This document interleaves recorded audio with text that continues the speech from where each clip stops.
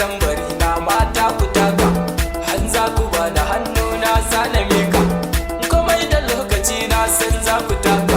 daidai da zamani ni kuma zana mika,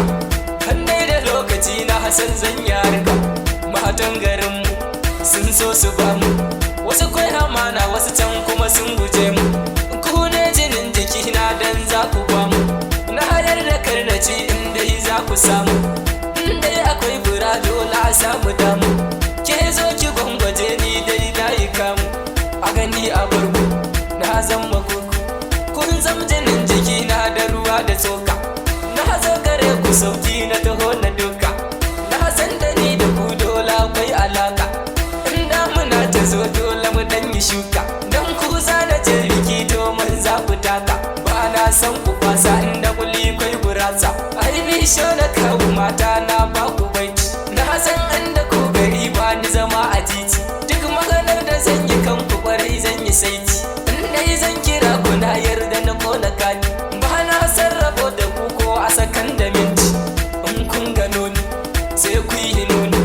azuma tana da zaki amma da harbi, ni na ku aibi mata.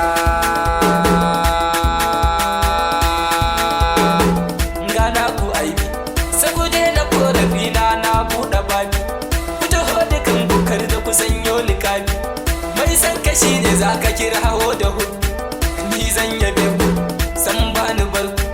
mai sanya dinga noma zai sai fatanya, fata inda ku guri ba ni zama maraya, ni na sanyi dan da ku me zanyo da kanya, inda kun rike ni samsam ban ba ku kunya, dama shi rago a kaiwa suna maraya, magana akan ku ban korafin ku, an ko ku tambaya ko rai za ya ɓaci, mata batun ku na san da kwai karamci, ga wata yar duma sannan ta ji hanci, ni dai zan yabe ku na san ba kwa karanci, in dai an taba ku tabbas da kwai hukunci, nan za na bar ku ba ni da korafin ku, ai bishiyu ne na mata.